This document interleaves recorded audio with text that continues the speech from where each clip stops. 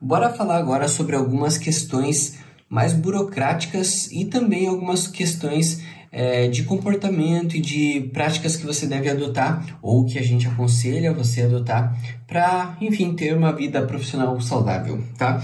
Então a primeira coisa é pensar na forma de entrega. É legal você se precaver com relação a isso para saber se você vai precisar de mais tempo, por exemplo, do que você estava calculando na hora de passar o seu orçamento. Então é legal, por exemplo, você mora no Rio de Janeiro e uma pessoa do Mato Grosso do Sul pediu uma obra para você, uma caricatura, só que ela mora numa cidadezinha do Mato Grosso do Sul, então tem que calcular em quanto tempo que a tua arte vai chegar lá através dos correios. Então, se ela quiser um físico, exatamente. Né? Então, por exemplo, você pode pesquisar pelo próprio site dos Correios, se você for mandar pelos Correios, e fazer uma simulação, né, de entrega pelo CEP da pessoa. E aí você já vai ter mais ou menos uma ideia de quanto tempo antes de chegar o prazo limite que você passou para ela, ou melhor, para você definir o prazo limite para passar para ela, para você entregar essa arte e não correr o risco de, por exemplo, passar o aniversário do tio da Aline que contratou você para fazer e presentear o tio, tá? Então, tomar muito cuidado com isso. Outra coisa legal de você pensar aqui na forma de entrega é a própria abordagem, a própria apresentação que você vai ter na hora de entregar o seu serviço, tá? Quando a gente começou a mudar um pouco a forma da gente entregar as nossas caricaturas para os nossos clientes, a gente bolou o que a gente chama de kit de entrega. E naquela época fazia sentido você entregar num CD, num DVD, na verdade, a arte com detalhes da arte, com mais alguns mimos que a gente entregava no próprio disco. Então tinha lá proteção de tela para computador, proteção para capa de celular, para capa de Facebook também. Então, várias coisas, várias adaptações da obra para a pessoa, enfim, usar aquela obra de mais formas e não só na parede dela, né? Era um bônus que a gente oferecia para a pessoa e tudo isso estava num disco, né? Num Blu-ray. Num DVD, na verdade. Hoje em dia já não faz muito sentido você entregar um disco de Blu-ray, então hoje em dia eu tenho entregado mais esses arquivos assim através de uma pasta do Drive, né, do Google Drive mesmo, e se for aquela encomenda onde precisa entregar com moldura, daí na moldura mesmo, muitas vezes eu mando algum mimozinho, assim, algum bombom, algum chocolate, alguma coisa que... Ou um vinho, né? Mas enfim, alguma coisa para dar aquela agradada na pessoa, principalmente naqueles contratos onde a pessoa contratou o pacote mais caro que a gente oferece, tá? Mas quando principalmente era para presente, né? As pessoas estavam presenteando, a gente fazia uma embalagem personalizada que a gente imprimia na gráfica mesmo.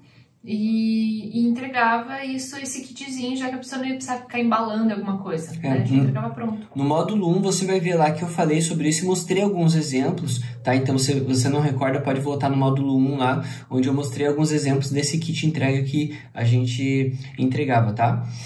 Outra coisa que é legal você se atentar é a forma de trabalhar. Isso eu quero dizer sobre o processo. Então, quando você recebe um pedido, como que você arquiva isso? Você tem já pré-estabelecido todas as etapas que você vai ter para entregar aquele projeto. Então, desde documentos, pasta de documentos, então contratos e orçamentos, tudo deixar numa pasta separada para aquele cliente. Depois, deixar uma pasta ou algum arquivo onde você anote as observações. Então, o cliente fechou em 3 parcelas, então organizar essas parcelas, organizar também a questão da forma que você vai produzir isso mesmo, né? Então, você vai precisar passar numa loja para comprar algum tipo de material, alguma tela, algum pincel, alguma cor específica. Então é legal ter todos esses processos para que chegue na hora de você, por exemplo, finalizar a obra e, putz, eu não vi que não tinha tal ferramenta, tal coisa aqui que eu vou precisar para entregar essa obra. E aí acaba atrasando por uma falta de processo, tá? Ou às vezes acaba perdendo o documento do cliente e aí ele pede para revisar alguma coisa, você já não sabe onde está, não salvou e não sabe mais qual e-mail que o cara mandou. Então tem que tomar muito cuidado com isso, por isso que é legal tentar organizar bem certinho todos os processos, né, da sua forma de trabalhar, desde do processo de produção e o processo também de organização mesmo que você vai ter na sua empresa. Uma coisa que ajuda a você criar uma forma de trabalhar, né, um processo na tua empresa, é você caminhar por onde o seu cliente vai passar. Então, quando ele chega para você, ele vai vir através de e-mail, então ele chegou por um contato. Depois que ele chega, o que ele vai fazer? Que caminho que ele vai percorrer em todo esse processo, quando você está produzindo a caricatura para ele, até chegar na entrega final. Então, você tendo exatamente essa linha, né, de processos, isso facilita bastante. Então, o primeiro contato, vou marcar uma reunião, eu sempre marco uma reunião, então você já sabe. Depois de marcar essa reunião, eu vou fechar o orçamento. Depois do orçamento, o contrato. Depois enfia as fotos. Aí, salvo o passo, deixa num arquivo certinho, com a mesma nomenclatura, porque isso depois facilita na hora de procurar. Né? Então, tendo todos esse passo a passo de como você trabalha, isso facilita bastante o seu dia a dia. Inclusive, para essa parte de produção, nesse próprio mapa mental, eu já passei também para vocês aqui, também no módulo 1, a questão de todas as etapas, né, da produção. Então, você pode também se basear por essa organização que eu já mostrei, tá? Para já ter isso de uma forma mais tranquila, já na aula 5, aqui ó, aula 5. Então é aqui que está todo o processo, né? Então se você quiser usar esse processo para a parte de produção, fique à vontade, tá? Veja se você se adapta a ele. Mas é interessante que você estabeleça, sim, um processo para você, para não ficar perdido e às vezes perder tempo tentando imaginar qual que seria a próxima etapa. Outro ponto muito importante nessa parte mais burocrática, assim, seria o orçamento, né? E eu ofereci para vocês um modelo de orçamento que eu utilizo ainda hoje, tá? Eu atualizei um pouco a questão do layout dele, mas eu ofereci para vocês um outro layout parecido com esse aqui. Então esse aqui é o meu modelo de orçamento que eu uso hoje, tá? E lá no portal de vocês vai ter lá tanto um tipo de orçamento quanto um tipo de contrato lá. Depois eu vou te mostrar também, tá? Nesse orçamento que eu envio para as pessoas, eu tenho 3 tipos de caricatura que eu ofereço. Tá? Então, mesmo que eu bata um papo com a pessoa, entenda mais ou menos o que ela quer, eu sempre ofereço esses 3 tipos aqui para que ela fique mais à vontade de escolher qual tipo de caricatura que ela vai querer, qual valor que ela vai querer pagar também pelas caricaturas. E aqui também tem uma questão mais estratégica, onde ela vai tender a comparar os valores que eu ofereci no meu próprio orçamento, mais vai dar mais atenção para esses valores aqui do que ficar comparando um só valor que eu passo com a concorrência, com outros artistas, né? Então é uma forma de ela entender que se ela quer uma obra minha, se ela quer exatamente o meu traço, o meu trabalho, ela vai ter opções aqui que podem caber no bolso dela, se assim ela desejar, tá? Então é uma forma também de você conseguir aumentar a chance de fechar o orçamento, né, de aprovar o orçamento com o seu cliente, porque você vai ter opções aqui de valores para essa pessoa, tá? E aí é legal de mostrar não só isso, mas mostrar como é o exemplo de cada um desses tipos de caricatura, né? Então também eu envio o tipo de finalização de cada um daqueles exemplos, e com o descritivo aqui. Então esse é o preto e branco, esse que é o cor simples, esse que é o colorida premium, tá? Que eu ofereço para esse tipo de comparação na questão do orçamento, tá? Então eu ofereço lá para vocês também na plataforma, na área de bônus, os modelos de orçamento para você poder customizar. Eles estão feitos no Photoshop, então você pode customizar, mudar as imagens. Muito importante mudar as imagens, né? Porque ali são ilustrações minhas, então coloque as suas ilustrações, que vai também como uma parte de portfólio agregado ali, né, ao seu orçamento. Também ajuda a personalizar e colocar, enfim, todas as informações necessárias. O currículo eu também mostro ali um exemplo de como que eu faço, e também já falei sobre isso no módulo 1, se eu não me engano, ou nesse módulo aqui mesmo, né, no 6. A única coisa que você tem que estar atento na parte de currículo é mostrar a sua trajetória profissional, né, as coisas que você fez, coisas que você cursou, faculdades, cursos, às vezes alguma especialização, às vezes alguma palestra que seja relevante para o seu currículo, né? E o currículo muitas vezes ele vai ser só utilizado no caso de alguém que vai entrevistar você ou no caso de alguém que vai querer que você dê uma palestra para algum lugar, tá? Então muitas vezes esse tipo de pessoa que vai pedir o seu currículo, não necessariamente o cliente final vai pedir o seu currículo. É muito raro que isso aconteça na nossa área, pelo menos, tá? A não ser que seja alguém que esteja te contratando para você trabalhar na empresa dela, daí sim vai ser necessário também. Beleza? Outra coisa aqui bem importante é o contrato, né? Então, a partir do momento que você fecha um orçamento, é legal que você feche um contrato para, digamos assim, oficializar o orçamento que foi aprovado pelo seu cliente e que foi feito por você e, enfim, para deixar os dois lados acordados e assegurados pela lei, tá? Nesse caso do contrato também está na área de vocês de bônus um modelo fornecido pela CIB. A CIB é a Sociedade dos Ilustradores do Brasil. Eles têm um site que tem várias informações muito interessantes aqui, né? Tem a questão da tabela CIB, direitos autorais também, informações aqui sobre direitos autorais, código de ética, código de prática comercial. É bem legal dar uma olhada aqui. Eles também têm um modelo de orçamento padrão, caso você queira usar o que eles oferecem aqui, que é um pouco mais sóbrio, digamos assim, né? O meu, eu deixo ele bem puxado para um lado mais design, assim. Mas eles têm aqui só as informações que você também altera aqui, pode utilizar caso você queira nesse padrão, tá? Então esse site é bem interessante, tem como você se associar também a CIB, só que daí é outro departamento, é outro assunto, daí é legal trocar uma ideia aqui e pegar as informações, tá? Então, esse contrato da CIB, ele é muito legal, que ele já te dá uma base para você não sair do zero, né? Então, você vai mudar as informações específicas daquele cliente, beleza? Mas, assim, é legal que você também, pelo menos uma vez, contrate ou pegue um advogado, alguém especialista em direitos de imagem e tudo mais, para te orientar com relação ao tipo de trabalho que você tem. Então, se você faz vendas de camisetas com caricaturas de personalidades conhecidas, né? Então, na parte do contrato também vão entrar informações sobre direitos autorais, tá? Então, é bem legal que você entenda exatamente o que você vai colocar no seu contrato aqui, para que você não deixe nenhum furo, beleza? Até quando vocês forem fazer o contrato, é super interessante vocês entenderem sobre direitos autorais, que isso vai facilitar muito você na hora de redigir, né, o contrato.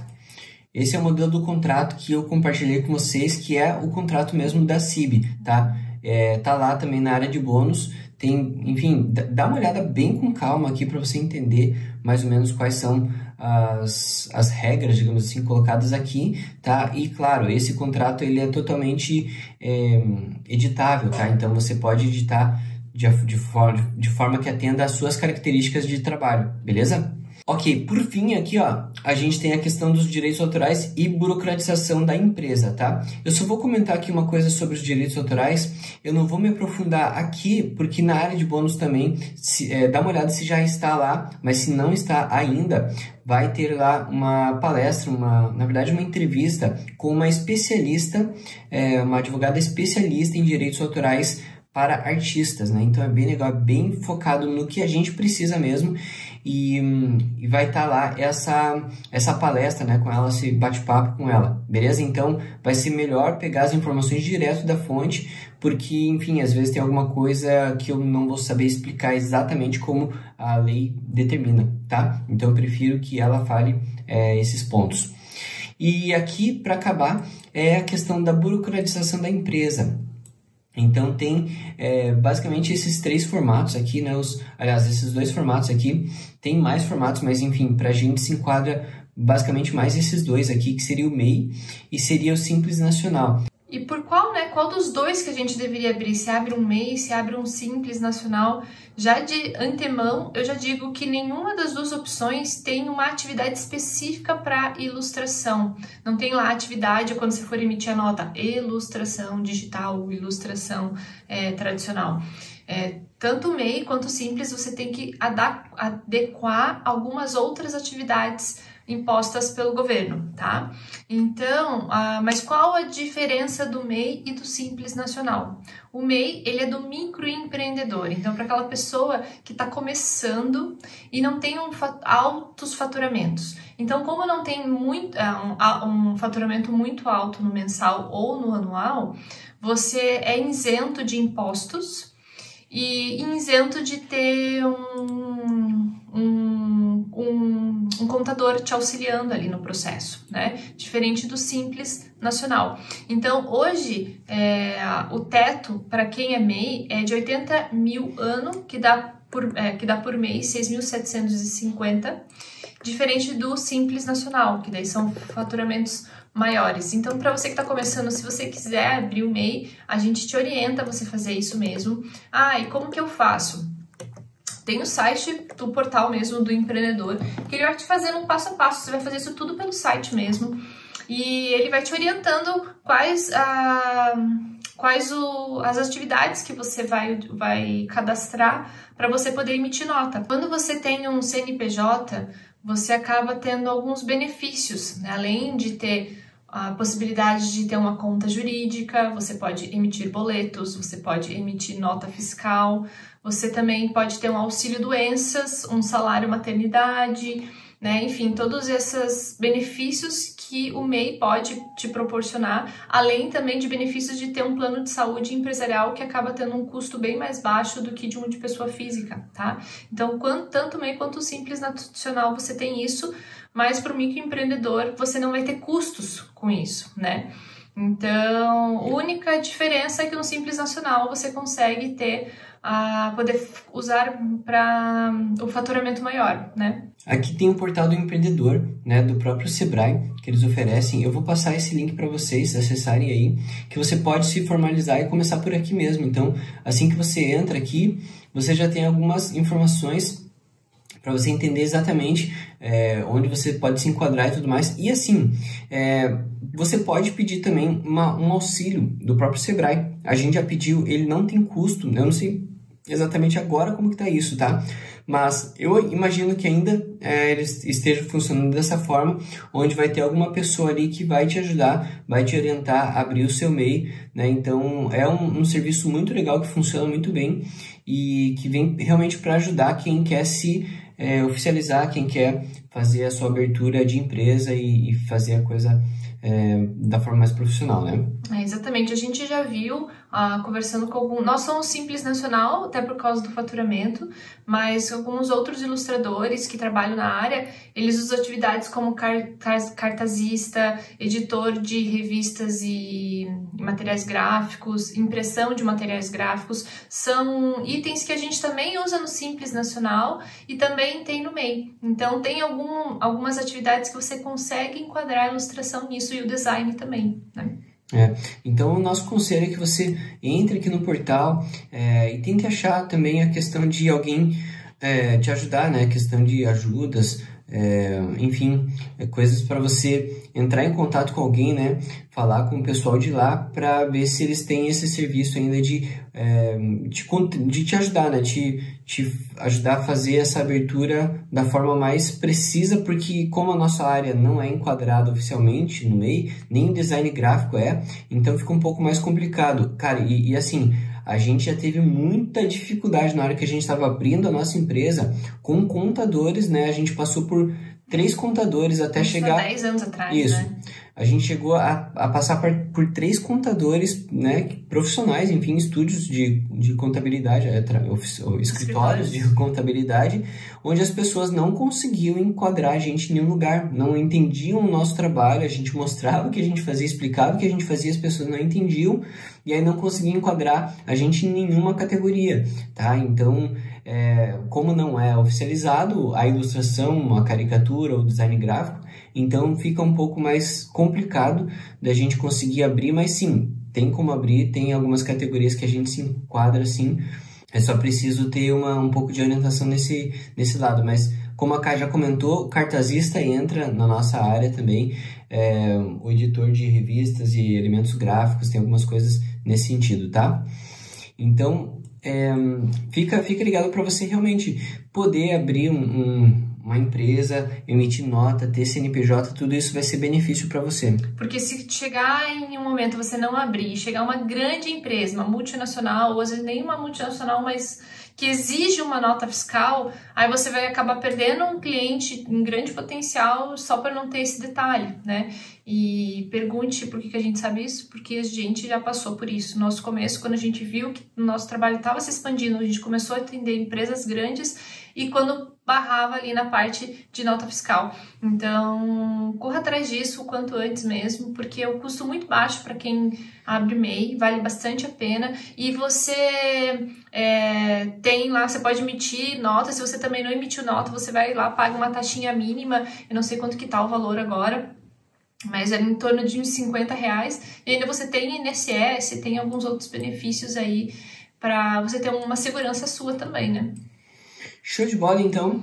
Se você ficou com alguma dúvida ainda especificamente sobre algum desses temas que a gente colocou nesse vídeo aqui, comente, pode ser na área do próprio Nutror aqui ou pode ser no nosso grupo do Telegram, tá?